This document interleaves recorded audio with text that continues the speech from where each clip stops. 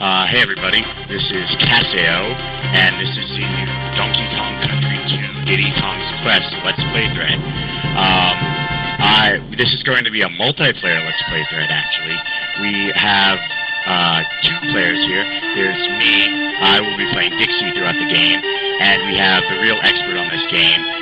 His name's Flare. He's not a forums member yet, but we're hoping to fix that soon. Why don't you say hi to everybody? Greetings, everybody. Now, for those of you who don't know, this is, of course, the sequel to Donkey Kong Country 1. In this game, they introduced Dixie Kong, who is, I believe, Diddy Kong's girlfriend. The storyline's slightly explained in the game, but like a good SNES platformer, it doesn't really need a storyline. It stands on its own. So, I think we're just going to go ahead and dive right in.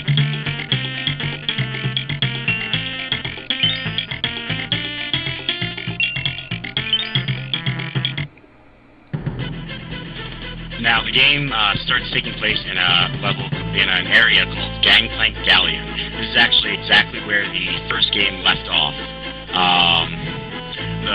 Basically, you're playing Diddy Kong and Dixie Kong trying to get Donkey Kong back from Cable, which will be explained later on. That's really the entire plot of the game. It's not very deep.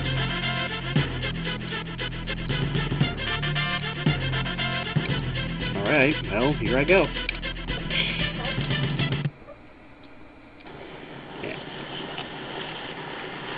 Now, the first level is called Pirate Panic, as you saw. You can see Diddy Kong running around a little bit. This is a note that will explain the entire plot of the game.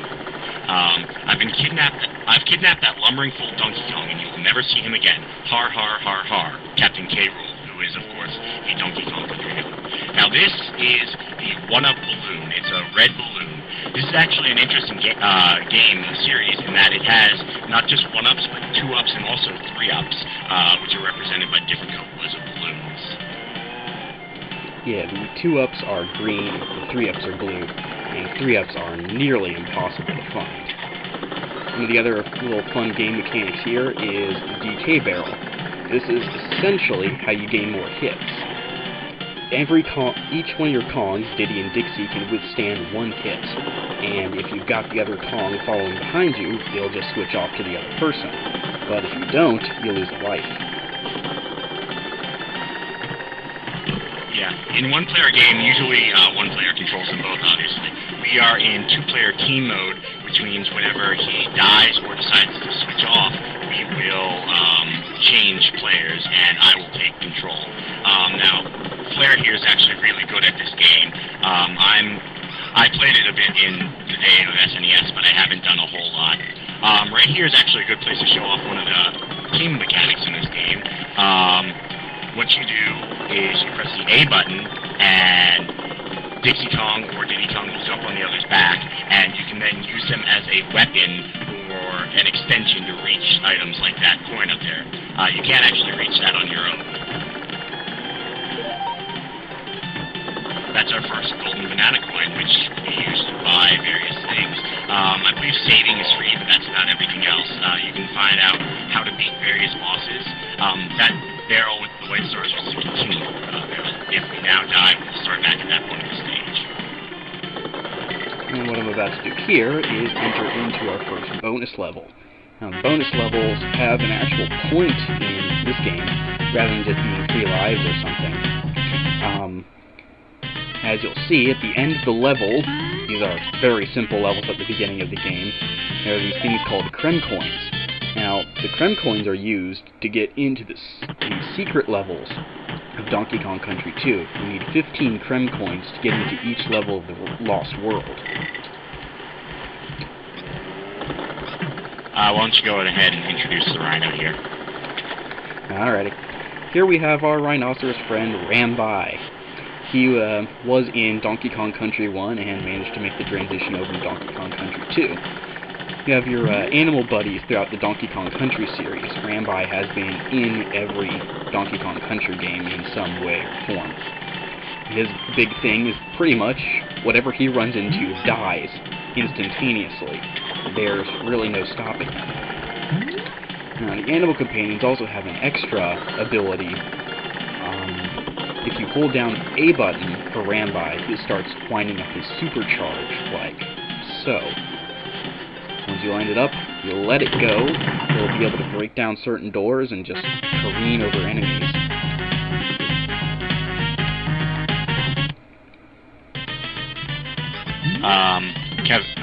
Flare, you cut out there. Oops.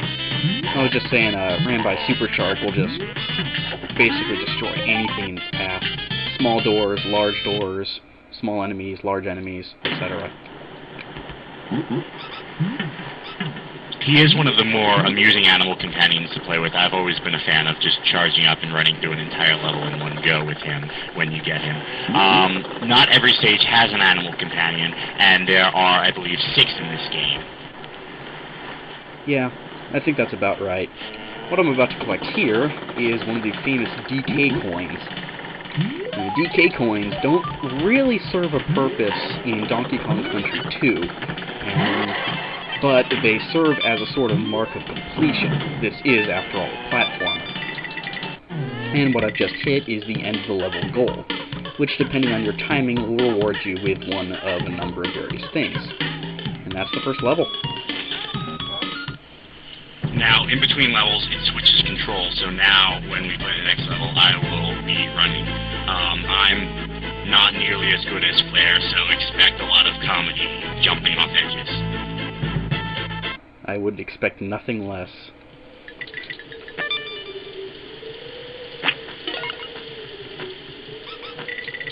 As you just saw, Dixie has the ability to sort of hover in the air or fall slowly by spinning her hair around. Here's our second Creme Coin level. Third, sorry. Now the level's just only slightly more complicated than the first one. I'm just going to take a second to show off some of Dixie Kong's moves. If you hold down the Y button on the original SNES controller, you can run faster. You run faster, jump faster, climb faster. It's your general run button. That also produces 2 other things. If you just tap it, Dixie Kong will spin, which allows her to take out enemies. You can hold it down and move and spin slightly further. Dixie Kong also has, as Flare mentioned, the ability to float in the air, like so. This is really useful for getting a lot of special items in this game. That's really it for Dixie Kong's moves. Besides, she can also take Diddy Kong on her back and throw him around. The reason I prefer Dixie Kong is when she grabs something, she grabs it in her hair and uses it similar to how, oh, I just died. Yeah, there's going to be a lot of that in this thread from me. As Casao was saying, there's very, very slight differences between Diddy and Dixie Kong.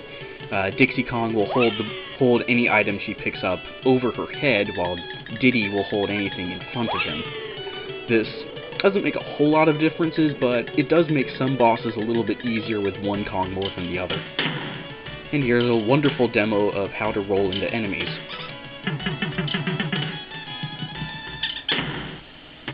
Now, as you'll notice as we go about, there are floating letters. If you played the original Donkey Kong Country, you'll recognize them. There are 4 in each stage that spell out the word Kong. And if you collect all 4 of them, you get an extra life, if I remember correctly, and they are used for completion. I don't think they're used for completion, but they do give you extra lives if you get all of them.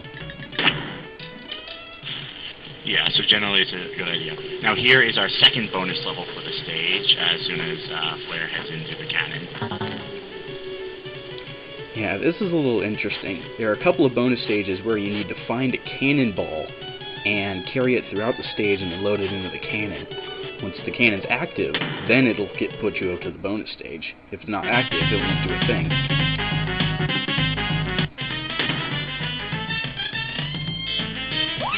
This is a Destroy Them All bonus stage, where the goal is not to find the token, but rather to kill all the enemies and the token will spawn for you. It's one of the simpler ones, of course, with this being the beginning of the game. Later on, they can get truly maddening. This is actually a place where Dixie shines over Diddy Kong for this level. If you hold the cannonball with her, it's above her head, so you don't have to bother with throwing, you can just jump into an enemy.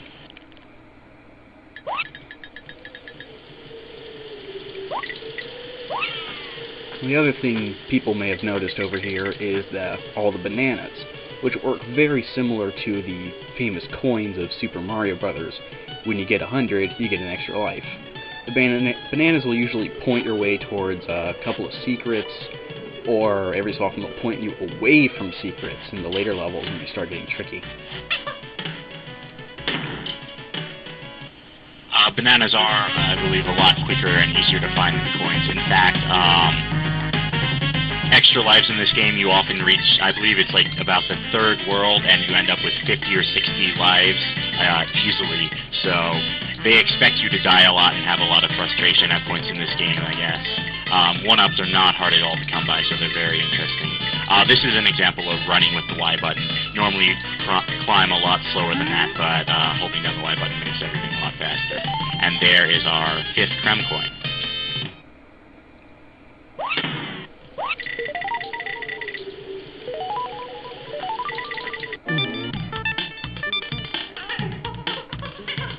Both characters have distinct things. If you jump on the target and manage to hit the item at the top, which you have to be high enough, obviously, you will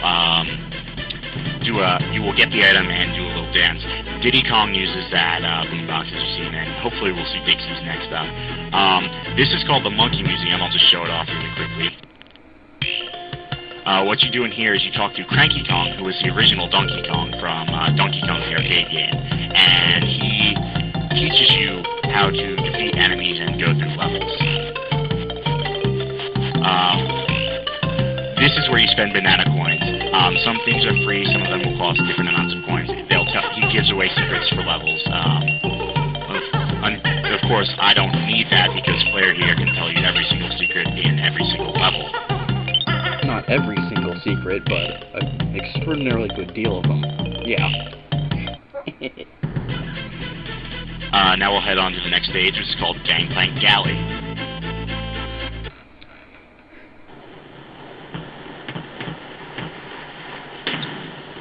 The first bonus for the stage. There's also a hidden, a secret that will warp you to the end of the stage in quite a few stages. This one actually has one.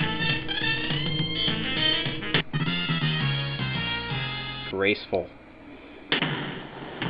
I managed to screw that one up. I hit the enemy, even though I hit him with the chest, which, oh wow, that was bad. I hit him with the chest, but he still hit me, so I lost before I got the point. Now Flare's back in control, so he can do it properly.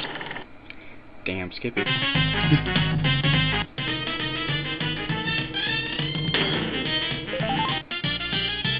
All too easy. Now, do you want to show up the off-stage warp, or do you want to go through this sort of normal way? Well, I want to get the DK coin first. We'll show off the stage. We'll show off the warp in the next one. Alright.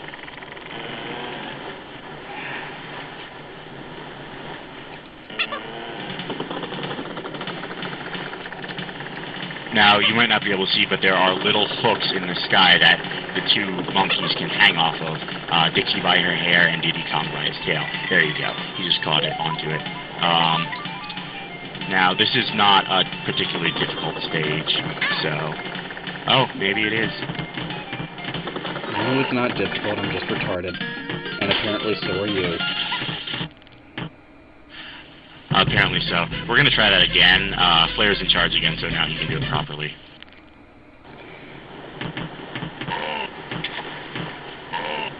Now, I believe the next stage will actually introduce our second animal companion, am I right? Yep, you're thinking about On Guard, the swordfish.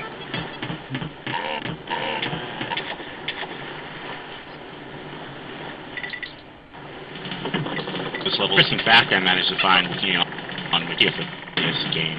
That's a well, if you do an auction when you win. An interesting fact for this game was that there was a company in Japan that ported it back to the NES it's of course an SNES game. It didn't play anything at all like this game. It was a classic NES game. It only played Diddy Kong, and you could not play as Diddy Kong even though she was on the title screen and at various points throughout the stage. That was an invincibility barrel, which allows you, similar to Mario Star or Kirby's Lollipop, to run through enemies without dying. It's one of the only ways to get that bonus barrel. It's definitely the easiest way to get that bonus barrel. Those big blue guys that you saw are actually invincible to normal means. You need some type of weapon to take them out. Yeah, and I'll point out that the invincibility barrels in this game are extremely rare. There's only a handful of them in the game.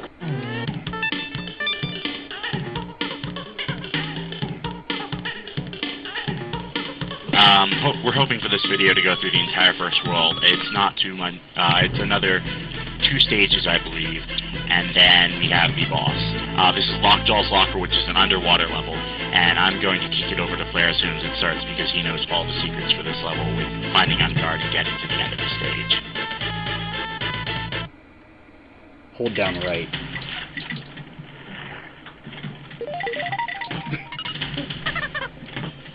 You can, of course, switch at any time, just as I showed there.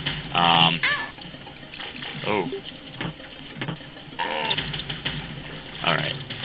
Nobody saw that. I'm perfect.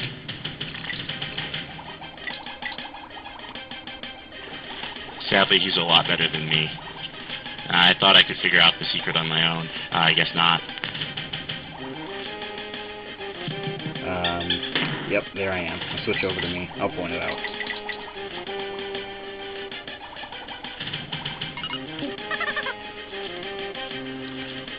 I just passed to him. He's going to show us the way now.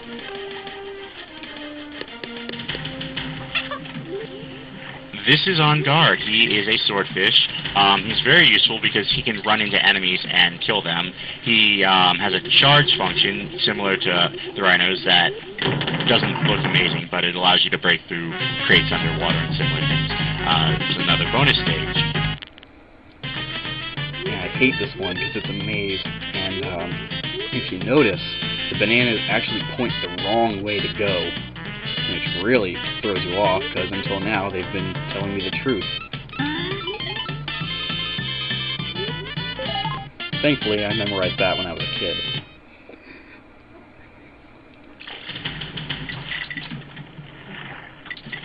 Bananas do obviously respond when you come back from a thing. That's actually a good way to show. When you get hit on an animal companion, it's like an extra life. You do not die immediately. The animal companion will run around, so you can do extra things with that. It's very useful at points for extra things. That is a do not bring the animal companion here sign. We saw it in the first level, but we didn't point it out. If you bring the animal companion there, it will turn into a 1-up balloon. I believe the first one actually turned into a 2-up balloon, was it? Yeah, but not all the time is it a life up. On very rare occurrences, it is actually the DK coin. Every so often it's something worthless like a bunch of bananas, or, you know, something else that really won't help. But most of the time it is something. But primarily it's just a way to force you back into normal here. Yeah. Now, if anybody's wondering, the reason we're doing Donkey Kong Country 2 over Donkey Kong Country 1 is that Donkey Kong Country 2 is a more refined game, obviously. It's a sequel. They changed a lot of mechanics for the better. Here, let's watch Dixie's victory dance.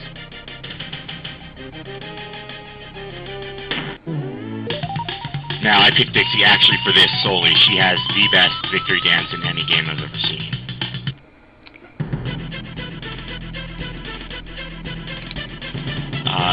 This is the last level of the stage. After this, we merely have to take on the boss, who is a normal boss. Here is a third animal companion. I cannot remember his details, actually.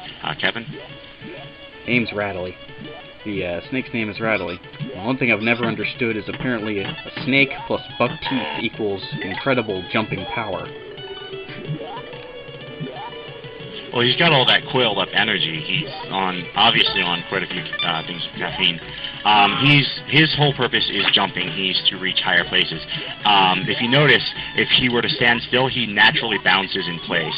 I was actually told by Flare a couple days ago when we were practicing this game, if you wait for him to be bounced into the air, he can actually get extra air time. His A charge up is he bounces repeatedly and then eventually will become a super jump that will allow you to reach extra areas, I'm sure.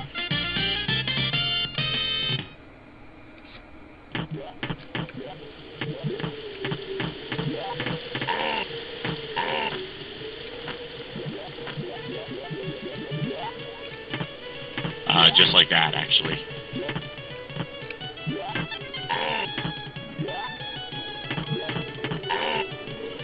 Now, the animal companion allowed him to take that out.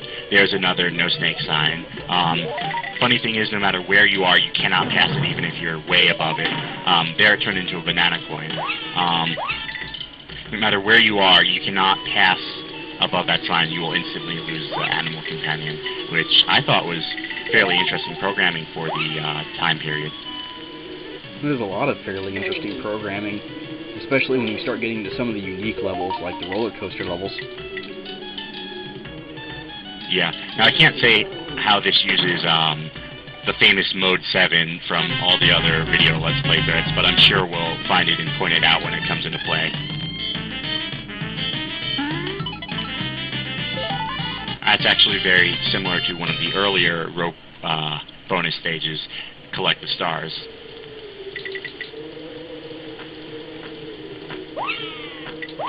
Now, I believe those enemies are invincible to most attacks. Either way, they're very annoying because you cannot hurt them while you're on the rope. Yeah, both Kongs are extremely vulnerable when they're on the rope, but a lot of the stages start using them a bit more and more often, so you have to start doing a few more tricks. That was our first 3-up.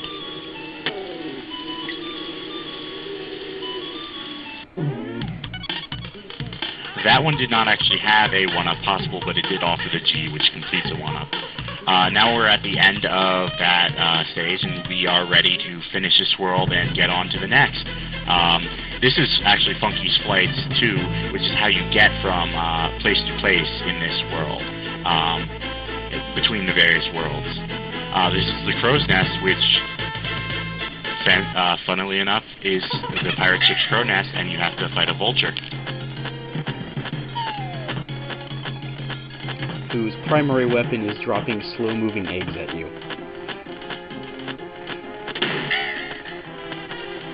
Now, that was an example where Dixie Kong shines over Diddy Kong because she doesn't have to jump at him.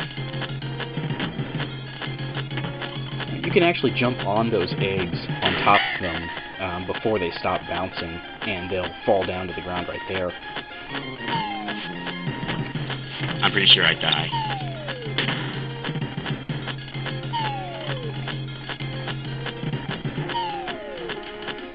As people can see here, the boss has decided to change tactics and is now throwing a greater number of slower-moving eggs. He is just brilliant. Now he's going to be retarded and run into the crow's nest. And 4 hits does it. And like any good boss, he falls down dead and twitches.